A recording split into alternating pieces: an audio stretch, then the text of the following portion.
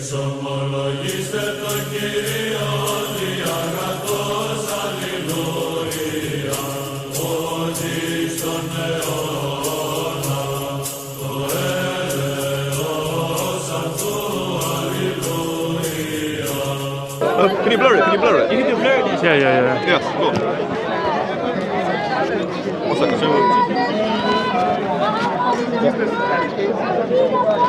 So we'll start again, didn't you? Yeah. So what made you walk away? Yes. From My primary interest is textual criticism. Yes. So I looked into the textual history of the Quran, some of the issues within the narratives, and I found the narratives just doesn't stand up. The traditional outlook that the Quran is preserved, inerrant, all that kind of stuff, it just didn't stand up for me.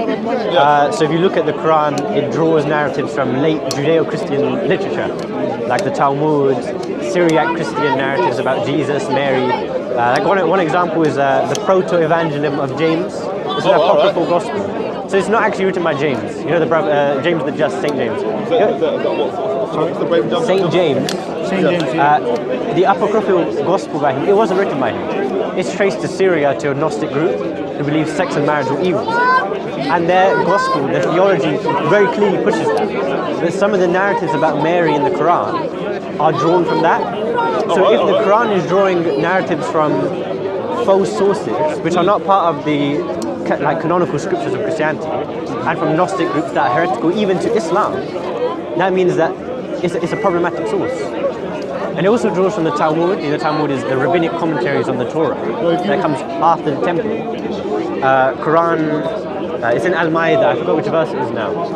It says, decreed unto the children of Israel, whoever takes the life is as if they took the life of the whole world. You know that? Very famous verse, right? Yes. So the actual origin of that, so when it says we decree, the verb is katabna, written. So it implies, or at least insists, that it was decreed onto them either through the Torah or through some written revelation and you'd assume it's Moses. Because the context of that verse is Abel and Cain, and that story is found in the Torah, which is obviously the 5 books of Moses. Just to clarify that, you quoted the 532. Sorry? Surah 532. If you kill one innocent life, you can entire humanity. Yes, that's the Torah. Actually, it was taken from the 3rd century. Yeah. And the book was called like Sanhedrin, chapter number 4. Yeah, verse Sanhedrin number 37A13. Yeah. There we go. So the problem is it doesn't come from the Torah, it comes from the Sanhedrin in the Talmud. And it's a commentary on the Torah. It's not actually a verse itself. So Muslims obviously rebuke you and saying, oh, but Muhammad was illiterate, how do you plagiarize that? That actually plays into the argument more, which is we have scholarship that shows that the Medinan Jews were rabbinic.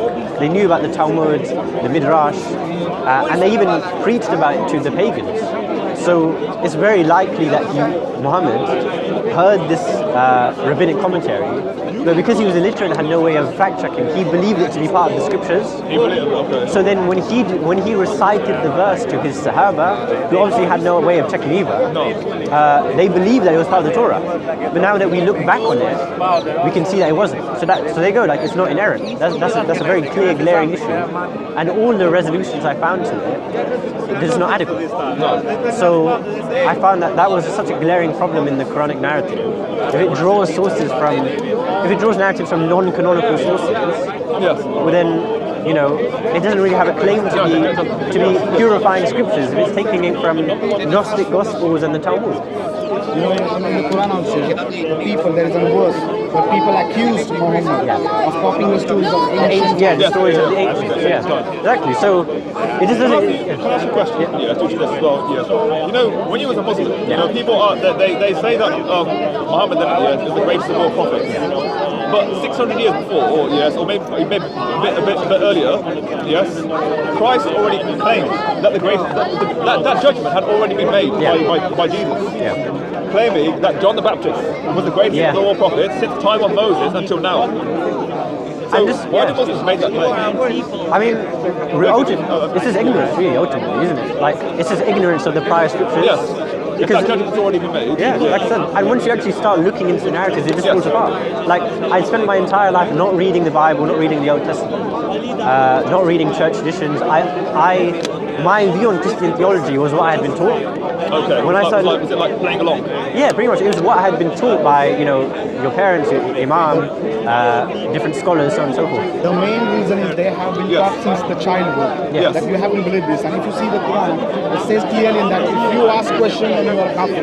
God, yeah, well. And Allah will send you to Jahannam. So that is the fear put in the children, So I would press that, yeah. So what the answer there, I'll get it, yeah. I would call that no humility at all. That Islam has no humility. In that you are not allowed to use your brain. Yeah. No. You can't question the narrative, and the problem is the narrative is ignorant. The narrative has no idea what Christians believe. It's very evident Muhammad didn't know what Christians believe. No. He said that they took Mary as a deity. That's not the case. So it's really obvious that he didn't know what they believed. And most Muslims don't know what Christians believe in either. They believe that we affirm modalism or something, because they don't understand how the Trinity works.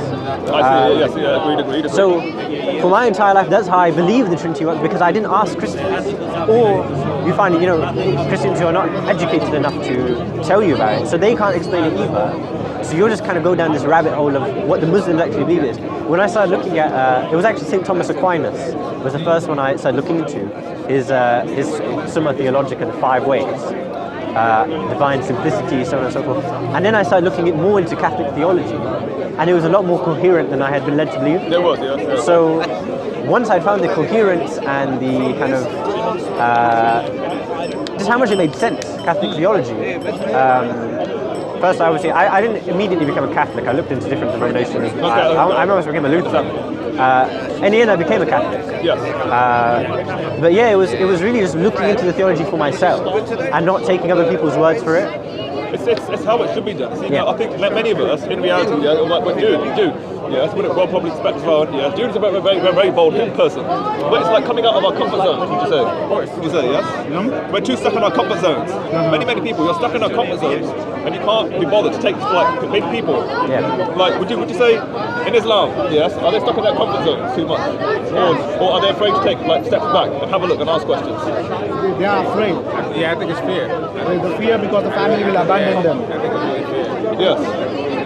And how did your family bear? I haven't told them. So I haven't told them because I'm very aware Yes. of the fact that I'll be disowned, and I'm fine with that. But I'm just waiting until I'm able to move out, financially support myself before I tell them. And are you ready to take that?